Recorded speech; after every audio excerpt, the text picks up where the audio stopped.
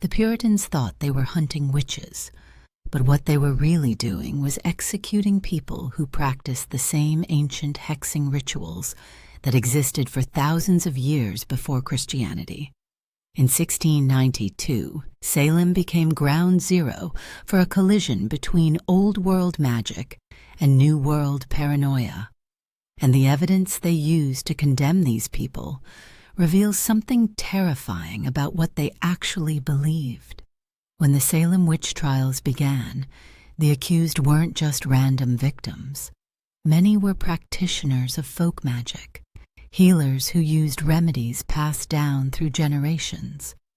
These practices had roots in pre-Christian European traditions, the same hexing and cursing rituals that ancient Celts, Germanic tribes, and even the Romans used.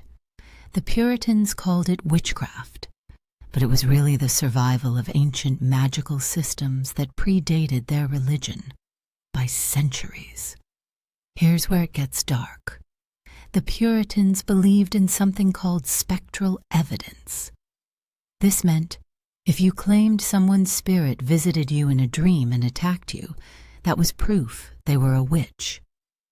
They accepted testimony about disembodied specters stabbing, choking, and cursing victims. This wasn't just paranoia. This was their understanding of how hexes actually worked. In ancient European magic, curses were believed to operate through spiritual projection, sending harmful energy or spirits to attack an enemy. The Puritans didn't invent this concept. They inherited it from the very traditions they were trying to destroy.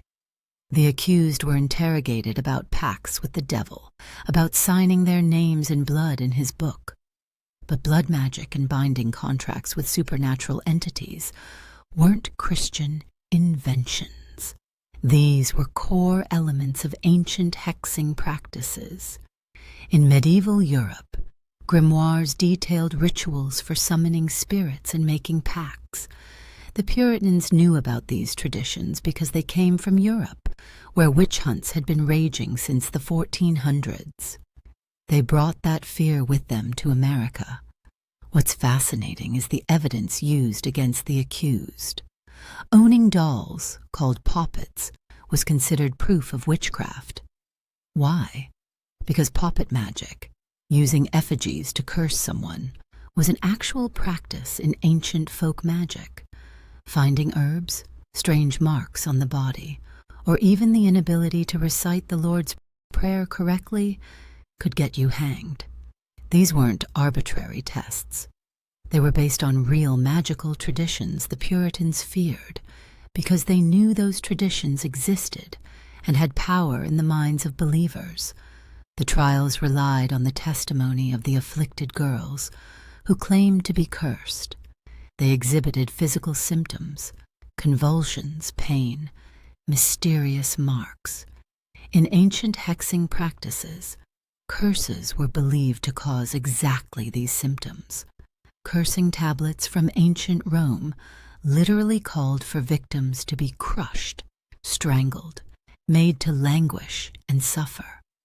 The Puritans saw the same effects and concluded witchcraft was real and happening in their community.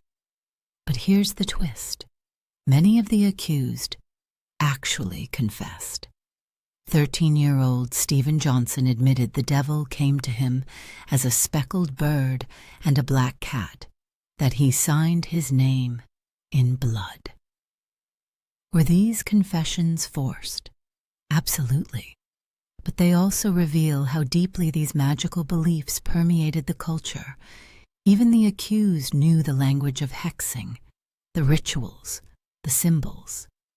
This knowledge didn't come from nowhere. It was the remnant of ancient practices that survived Christianization. The Salem Witch Trials ended when the court banned spectral evidence in 1693. But the connection between Puritan witch hunts and ancient hexing practices remains. The Puritans weren't fighting imaginary enemies. They were fighting the ghosts of pre-Christian magic, traditions that refused to die even in the New World. And in their zealous attempt to eradicate these practices, they proved just how real and powerful those beliefs still were. The hexes, the curses, the blood pacts, the spectral attacks. All of it traces back to rituals that existed long before Salem, long before the Puritans, back to a time when magic wasn't heresy. It was simply how the world worked.